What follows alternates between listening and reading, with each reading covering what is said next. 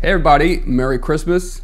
This is probably coming to you on either Christmas Eve or Christmas Day, and we hope you're enjoying your celebrations, even though most of us are not able to see all the family and friends that we used to. And we just wanted to close this year out and this series out by talking a little bit about some other of our Bruderhof Christmas traditions that are either meaningful or fun to us. And so we'll get started doing that. So we've discussed the lead up towards Christmas and the various celebrations and some of the traditions, but I think now we need to talk about the nativity scene, what we call the crib scene. And this is really a beautiful event that's kind of focused on bringing Christmas to everyone, but particularly the children.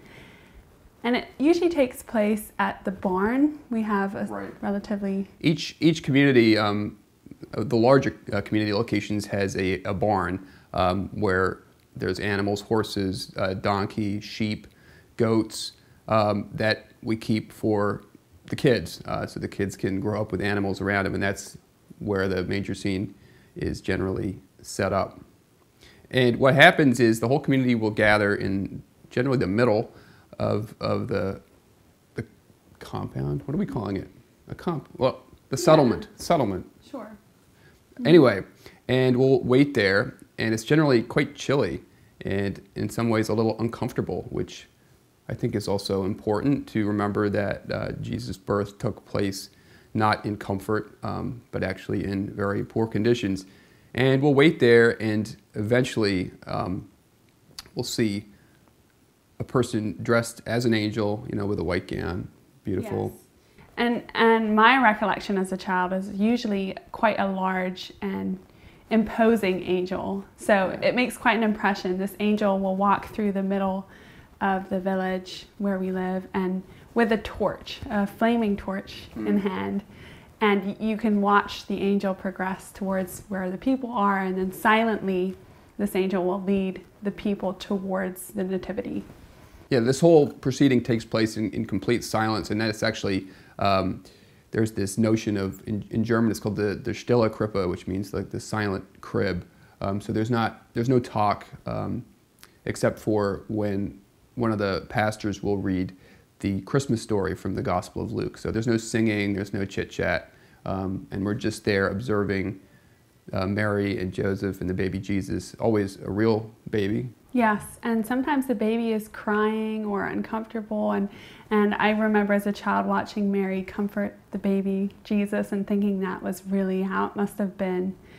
And sometimes the animals will interact with the shepherds or get involved looking at the child, so it's very beautiful and real experience. And I'll try to stick a photo in of one of the past manger scenes. It's a special experience, and usually we have angels kind of surrounding the Holy Family and the child.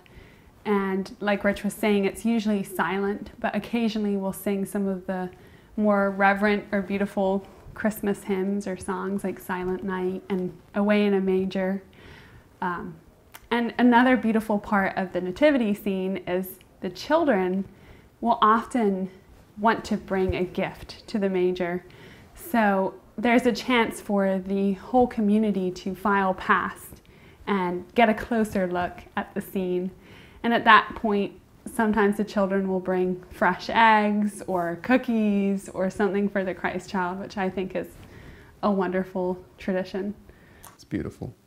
And then on your way out, there's angels with baskets full of unlit candles, and they'll light your candle, and you'll go home carrying this candle and trying to protect it from the wind. Yeah, and that's really an experience in and of itself because, like Rich was saying, the weather isn't always amenable to carrying candles home. It's often windy or rainy or snowing. So that's an experience trying to protect your light and keep it lit all the way home. And if it goes out, you get it lit from someone else. Right, you're with your family group, and your dad will have been more successful than you. But what we always do then, I'm not sure what your family did, but we would take our lights into our living room, and we'd have places where we could set them up, and we'd have dinner strictly or primarily from the candlelight. Oh, that's so beautiful. Yeah, we do something similar. Yeah, after that, there's a very special dinner with the family at home, which then the smaller kids are put to get to bed, and that then leads into the Christmas Eve meeting, which is really a very special meeting with, you know, the older kids, where we'll hear more from the gospel, and you know, it's just a great time, you know, on this most holy night, to be reminded that we all need to keep our lives centered. And there's this quote from Bruderhof founder Eberhard Arnold, which I often think about. It goes, "He who wants to be born of God must be mindful of how Christ's birth took place." And what that really means is, you know, when you think of Mary and you think of when the angel came to her, her response was very simple and very childlike, and that was just to say, you know, "I'm the Lord's servant, let it be to me according to your word." And that's really, if you look at believers throughout the ages since then, you know, people who've gone before us, who we don't even know, you know, centuries ago, that's always been the case, is just that simple, you know, hear and believe. So that's a beautiful evening, and then everyone goes home, and everyone's traditions are a little different at home. You guys like open presents or what? Yeah, ours has kind of evolved, I think, as the children have grown up in our large family. But now we do open gifts, and we do try to invite different folks who maybe don't have a family. So single people or people who have few relatives. And that's really a great time. It usually starts devolving into more frivolity. Well, that's also fun. Yeah. You know, you have the serious part and then the really fun part. Right. But one tradition that's like, I don't know if it's more of a local tradition, you know, here at the community where we live, there's this legend that on Christmas Eve at midnight, the animals talk. Yes. For one night. Yes, and this has been a big part of the local community here. So the children know this, and midnight is kind of a flexible... It's a flexible midnight. Yeah, it's flexible midnight. It's usually like 9:30 or 10. But what happens is the kids will wake up and troop to the barn in the cold, hardly awake, and they'll go into the dark stable where the horse is, and the horse will share the Christmas story from their great-great-great-great-grandfather. And it's usually a very unique take to the whole event. And then from there we'll move on to maybe the goats or the potbelly pig, and definitely the cows. They usually have a good message. If they're cooperating. Yeah. And then sometimes they'll start mooing, and it's kind of like they lose their ability to speak after a while, so it kind of turns into stomping and mooing and have a Merry Christmas. Yeah, for the skeptical people out there, you know, you don't have to believe, but this really does happen. It does. And if you come and visit us one year, you'll experience it. Yeah, it's hard. It's unforgettable. Let's move on then to Christmas Day, actually, is generally we just celebrate it in families and have a good time opening whatever presents we have, mostly homemade and simple. Yeah.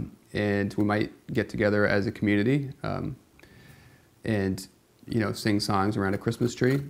Yeah, pre-COVID, we used to all gather around an enormous Christmas tree set up in the dining hall. And usually some of our neighbors actually traditionally have like supplied little candy bags for the children. Yeah. And that causes a lot of delight and glee as the kids come up for their token candy bag, and it gets pretty wild. It's a lot of sugar. Yeah. Yeah. So Christmas Day, very beautiful. And then we go through into this time, which is, I don't know if it's like a Bruderhof thing, but we call it between the years. I don't know where it came from, but I've heard it referred to as that, like going back to the beginning. Well, isn't it the 12 days of Christmas? So Christmas doesn't just end on the 25th. It kind of progresses then. Yeah. But between the years, I think, started as a time, you know, in the early days of the community, for the community to really go over everything that had happened in the previous year. And they'd have a review of like the financial situation and a review of like the development. And then there'd be these epic The marriages, the births, the deaths. And everything would sort of be reviewed and talk about goals for the next year. So we don't do that so much anymore. And we more just focus on like fun celebrations and, also, thinking about what happened in the previous year, but it's just more of a time of R&R, I would say. Yeah. Then we're building up to the New Year's Eve meeting, which is how we celebrate New Year's, which is very different than watching the ball drop or other sort of what people might imagine as a New Year's celebration. It's really a beautiful, quiet anticipation of the turn of the year, and we gather usually around 10:30 at night with all the kids who can manage to stay awake, and we sit around an unlit Christmas tree, and one of our pastors will speak about what's happened in the past year. Sometimes we'll experience a baptism or an engagement or a wedding at that meeting. And then, yeah, go ahead. I would just say that the youth will prepare for this New Year's Eve meeting.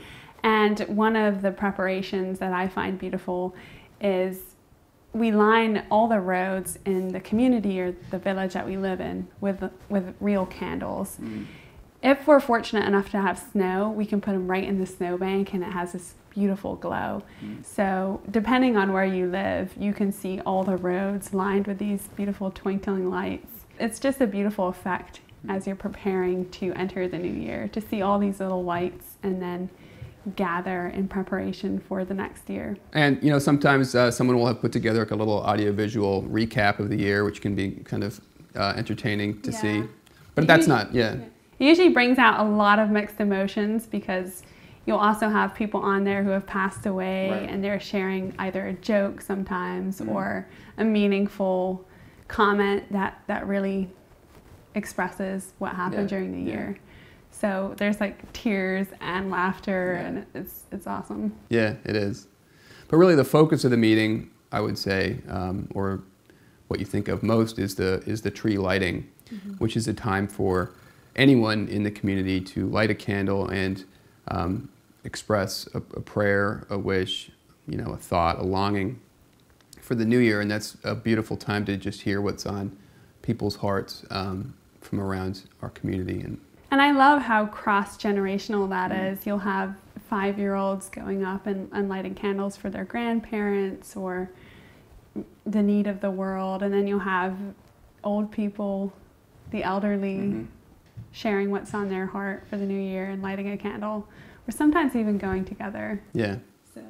And then when New Year strikes, there's the singing of a very old German we call it the Night Watch song, but basically it's a song that was sung on the hour, every hour by people in German villages, centuries ago, who were responsible for keeping the peace. And each verse sort of speaks of God and God's care for the world. And the one that's sung at midnight goes, "Time will end and man must be mindful of eternity." And that's sung by a bunch of brothers. And then the community responds with the verse that goes, I think it goes, "Though man watch it not availeth, God must watch, his arm prevaileth. Lord, by thy most gracious might, grant us all a peaceful night." And that's really how the new year begins. Yes, it's momentous. And often it's kind of like, it's interesting how you just wait and anticipate this moment when you hear the chimes and then the singing. And it's often sung in German. Yeah, it's sung in German. Yeah. So it's a wonderful tradition. I just remember as a kid just sort of the torment of the meeting, just trying desperately to stay awake, and you'd look at the clock and you'd be sure like and only 5 minutes have gone by, and you just wonder how you're ever going to make it to midnight, and suddenly there it is, and you're wide awake again, and food comes out, and it's party time afterwards. Party time, so. Anyway, those are some of our traditions that are special to us, and well, we just want to thank you for watching our video, and hope you have a very Merry Christmas, and we really wish you all the best for 2021. Things are going to get better, and God will have his hand over us. We're sure of it. Amen. Merry Christmas. Merry Christmas.